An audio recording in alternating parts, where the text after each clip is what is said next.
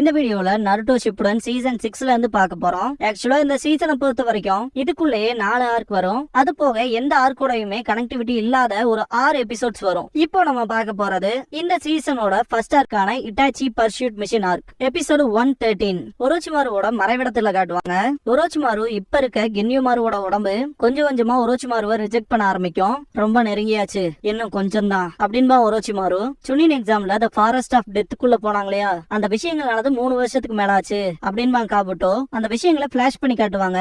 Earth ஸ்க்ராலுக்காக Sasuke ஒரோச்சிமாரு கூட சண்டை போட வேண்டிய சிச்சுவேஷன் வந்திருக்கும். யார் ஜெயிக்கிறாங்களோ அவங்க 2 ஸ்க்ராலை வச்சுட்டு போவாங்க அப்படிங்கிற மாதிரி. அந்த பாயிண்ட்ல ஒரோச்சிமாரு சாஸ்கேவை நடுங்க விட்டுருப்பான். அந்த விஷயத்த காபுட்டோ சொல்லிட்டு இப்ப எவ்வளவு மெச்சூரா இருக்கான் பாருங்க அப்படின்ட்டு டேட்டாவை பாத்துட்டு இருப்பான். ஒரோச்சிமாரு அப்படி சாஸ்கே கூட சண்டை போடும் போது அந்த ஷரிங்கான பார்த்து அது மேல ரொம்பவுமே ஆசைப்பட்டிருப்பான். அந்த வயசுல ஷரிங்கான அந்த அளவுக்கு யூஸ் பண்ணிருக்கானா பாசிங் கிரேட் வாங்க வேண்டியவன் தான் அப்படின்ட்டு ஒரோச்சிமாரு இந்த பயிற்சிக்கு அப்புறமா அவன் தீட்டப்பட்ட வைரம் ஆயிட்டான், இட்டாச்சியை சர்பாஸ் பண்ற அளவுக்கு அப்படின்ட்டு சாஸ்கேக்கு ஒரோச்சிமாரு கஸ்மா கொடுத்திருப்பான். அந்த கஸ்மாக் மூலமா சாஸ்கே உணர்ந்த அந்த பவரை இன்னுமே அதிகமா கிடைக்கணுங்கிற நோக்கத்துல என்கிட்ட வருவான்னு நினைச்சேன் அப்படின்னு சொல்லும் போது காபுட்டோ அதுக்காக தான் கஸ்மா கொடுத்தீங்கன்னு தெரியும், அதே மாதிரி அவன் எப்படி ரியாக்ட் பண்றான்னு பாக்கணும்னு நினைச்சீங்களா அப்படின்பா காபுட்டோ. ஒரோச்சிமாரு ஆங்கோவை பத்தியே பேசுற, அது ஜஸ்ட் கோஇன்சிடென்ஸ் தான், லீஃப பயமுறுத்தணும் அப்படிங்கறது மட்டும் தான் என்னோட பிளானே அப்படின்னு ஒரோச்சிமாரு சொல்லும் போது சாஸ்கே யோரோயோட சண்டை போட்டிருப்பான் இல்லையா, அந்த விஷயத்தை காட்டுவாங்க.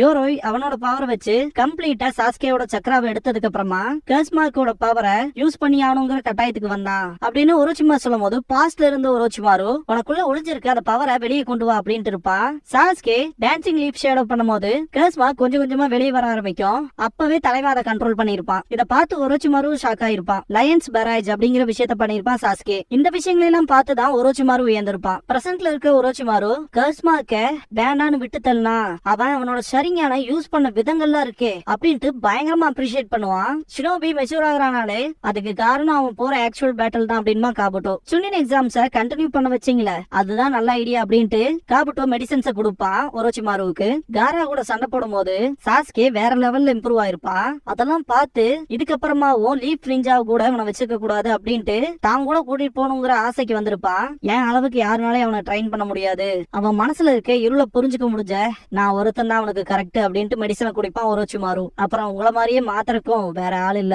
அப்படின்பா காபுட்டோ. குடிச்சு முடிச்சுட்டு கப்ப கொடுப்பான். காபுட்டோ அங்க வச்சுட்டு சொல்ல போனா லீஃப் வில்லேஜ நம்ம அட்டாக் பண்ணதே சைட் பெனிஃபிட்காக தானே, அடுத்த டோஸ் மெடிசன் உங்களுக்கு போய் ரெடி பண்றேன், அடுத்து பண்ண போற ரீஅனிமேஷன் ஜுட்ஸுக்கு நீங்க பர்ஃபெக்ட் கண்டிஷனா இருக்கணும் அப்படின்னு காபுட்டோ சொல்லும் போது ஒரோச்சிமாரு ரொம்ப கடுப்பாவான். எதை நினைச்சும் இல்ல தேர்ட் ஹோக்காகே வந்து இவனோட 2 கையையுமே ரீப்பர் சீல் பண்ணிருப்பாரு. இத்தனை நாள் நீ ஆசாசைய கத்துக்கிட்ட ஒவ்வொரு ஜுட்ஸுவையுமே உங்கள்கிட்ட இருந்து பறிக்கிறேன், அதான் நான் உனக்கு குடுக்குற பனிஷ்மெண்ட் அப்படின்னு இருப்பாரு.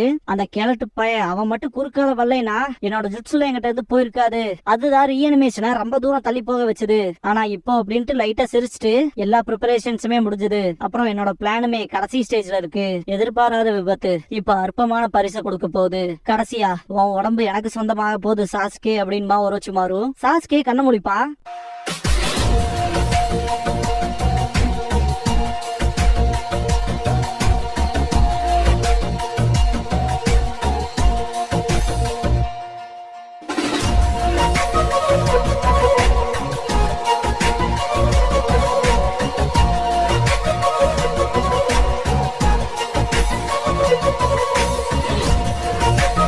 ஓபனிங் சாங் முடிஞ்சதுக்கு அப்புறமா தி சர்பன்ட்ஸ் பியூப்பிள் அப்படிங்கிற இந்த எபிசோடோட டைட்டில் போட்டு ஸ்டார்ட் பண்றாங்க.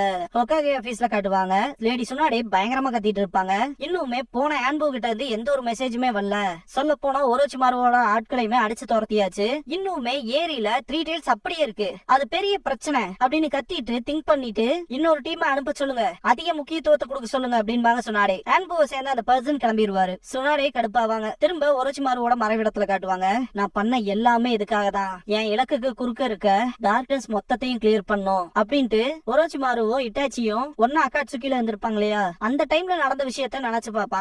இட்டாச்சி முன்னாடி நடந்து போயிட்டு இருக்கும் போது ஒரோச்சிமாரு பின்னாடி இருந்து அட்டாக் பண்றதுக்கு ட்ரை பண்ணிப்பா. ரத்தம் செதறி இருக்கும். பிரசன்ட்ல இருக்க ஒரோச்சிமாரு இரும்புவான். லார்ட் ஒரோச்சிமாருன்னு பாப்பான் காபுட்டோ. ஒரோச்சிமாரு ஸ்னேக் மாதிரியே பண்ணுவான். இத பார்த்த காபுட்டோ பயந்து பின்னாடி போவான். என்ன பண்ணிட்டு இருக்க காபுட்டோ அப்படின்ட்டு ஒரோச்சிமாரு பயங்கரமா இரும்புவான். இது நல்லதுக்கே இல்ல அப்படின்ட்டு காபுட்டோ பக்கத்தால போவான். சீக்கிரமே அந்த உடம்பு எனக்கு சொந்தமாயிரும், அப்படிங்கிற எக்ஸைட்மெண்ட்லயே தான் இருப்பான் ஒரோச்சிமாரு என்னதான் பிரச்சனையா இருந்தாலும். இப்ப இருக்க கண்டிஷன்ல ரேங்க் 10 மெடிகேஷன் மட்டும் உங்களுக்கு நான் பண்ணலினா அப்புறம் நான் பண்றதுன்னு உங்களுக்கு எதுவும் இருக்காது அப்படின்பா காபுட்டோ. இதுக்கப்புறமா காபுட்டோ மெடிகேஷன்ஸை சேஞ்ச் பண்றான் அப்படின்ட்டு ஒரோச்சிமாருவோட ரூமை விட்டு கிளம்புவான். வெறும் 1 நிமிஷம் தான் எடுத்துக்கொண்டு போவான். இப்ப கூட ஒரோச்சிமாரு பயங்கரமா கத்தி சிரிச்சுட்டு இருப்பான். உடம்பு இந்த கண்டிஷன்ல இருக்கும்போது கூட சிரிக்கிறாரேன்ட்டு சிரிப்பான் காபுட்டோ.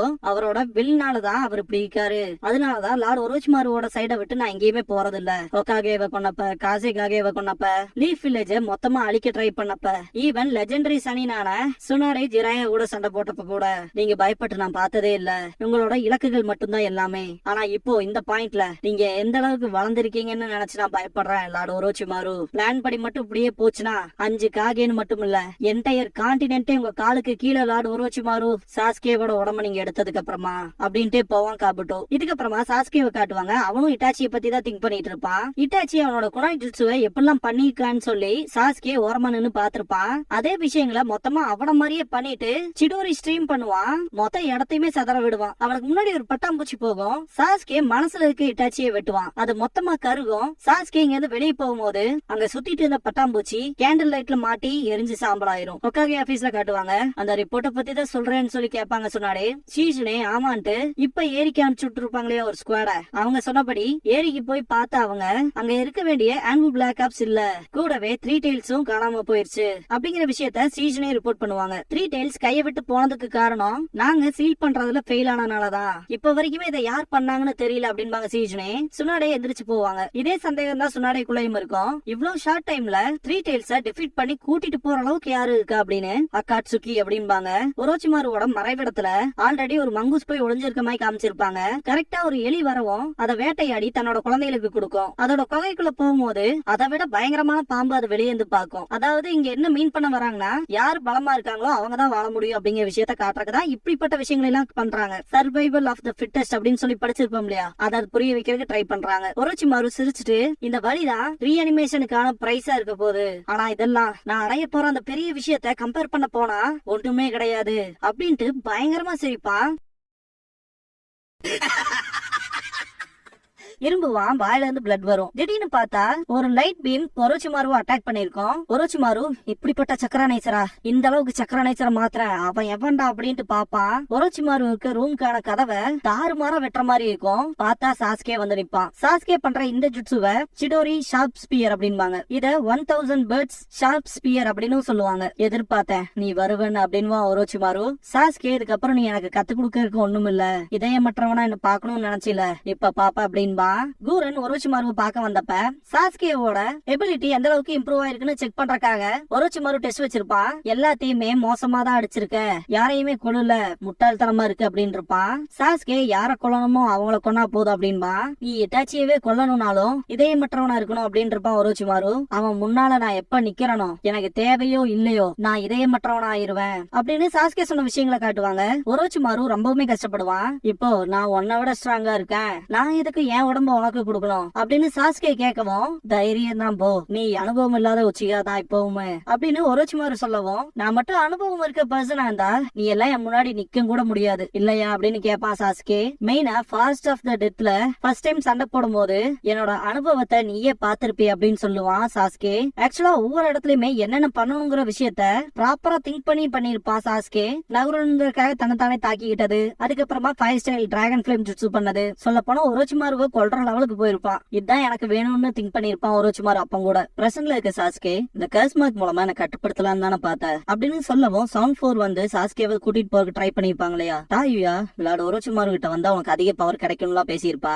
சாக்கோன் வரையா இல்லன்னு சொல்லி தூக்கி வீசுவான் சாஸ்கேவை. இவன் ரொம்ப நேரம் எடுத்துக்கிறானே, இவன் கழுத்தை நெரிச்சு நானே கொன்றுட்டான்ட்டு சிரிப்பா சாக்கோன். சாஸ்கே கர்ஸ்மார்க்கோட லெவல் 1 போயிருப்பான். முடிஞ்சா வந்து ட்ரை பண்றா பாக்கலாம் அப்படின்பா. இருந்தாலும் டிஃபீட் ஆயிருப்பான். சாக்கோனும் கர்ஸ்மார்க்கோட ஸ்டேட் 1க்கு வந்திருப்பான். ஒரோச்சிமாரு ஒன்ன மட்டும் பிக் பண்ணலடா எங்களை இந்தாங்க மாதிரி சாக்கோன் பேசுவான். கர்ஸ்மார்க்கோட பவரை நீ யூஸ் பண்றதுக்கு எக்ஸ்சேஞ்ச் பண்ற விதமா நம்மள லார்ட் ஒரோச்சிமாரு கட்டுப்படுத்துவாரு அப்படின்னு டாயுயா. ஃப்ரீடம்ங்கிறது இருக்காது, அது கிடைக்க அதுக்கு அடுத்து நிறைய கிடைக்கும் அப்படின்ட்டு நீ ஏன் இந்த வாழ்க்கையை வாழ்றேன்னு சொல்லி கேப்பா டாயுயா. சாஸ்கே இட்டாச்சியை திங்க் பண்ணி பாப்பான். உன்னோட வாழ்க்கையோட இலக்கு என்னன்னு மறந்துட்டியான்பா சாக்கோன். பிரசன்ட்ல இருக்க சாஸ்கே நான் அவனை பழி வாங்கணும், அதுக்காக என் உடம்ப கொடுத்தாலும் பரவாயில்லன்னு தான் வந்து இருந்தேன், அவனை பழி வாங்கினா போதும், ஆனா உனக்கு சரிங்கன்னு வேணும்ல, இட்டாச்சி கிட்ட உன்னோட விஷயங்கள் பழிக்கல அப்புறம் தான் அந்த கிளானோட பேபியான எங்கிட்ட வந்த இல்லையா? அப்புறம் ஒன்னதான் ஜீனியஸ் சன்னின் அப்படின்னு கூப்பிடுறாங்களே. ஆனா எங்க நீ போனாலும் நீ இன்னொரு நிஞ்சா, அவ்வளவுதான். உச்சிகா நேம் அளவுக்குலாம் உன்னால வாழ முடியாது, குறைஞ்சபட்ச அளவுல கூட சர்பாஸ் பண்ணி போக முடியாது. உன்ன மாதிரியான பெஸ்ட் நிஞ்சா கூட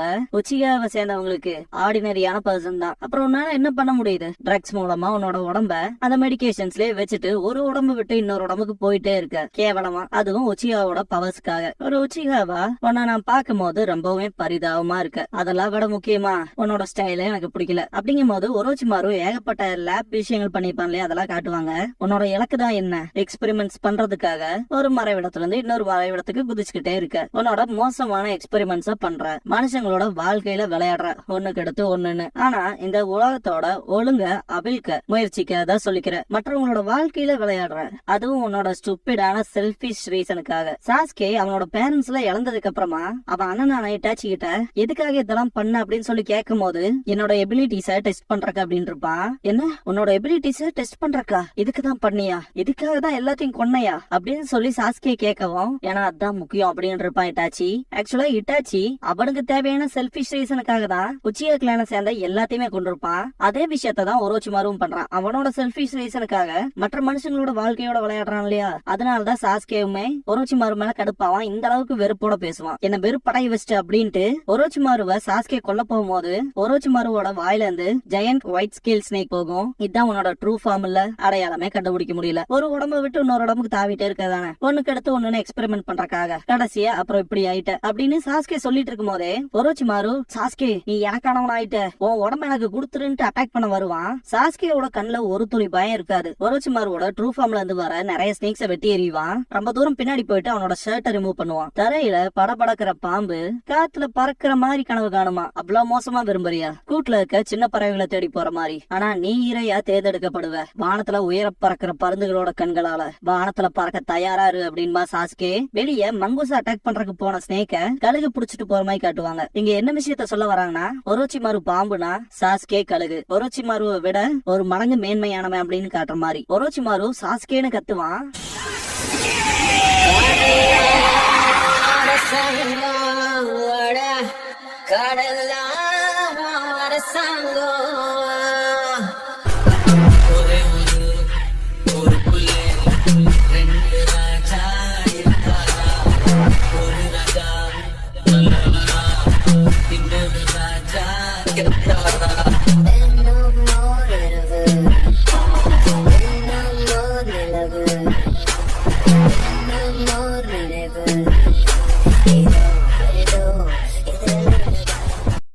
க்ளோசிங் சாங் முடிஞ்சதுக்கு அப்புறமா ஐ ஆஃப் த ஹாக் அப்படிங்கிற எபிசோட தான் அடுத்து பார்க்க போறீங்க அப்படின்பா.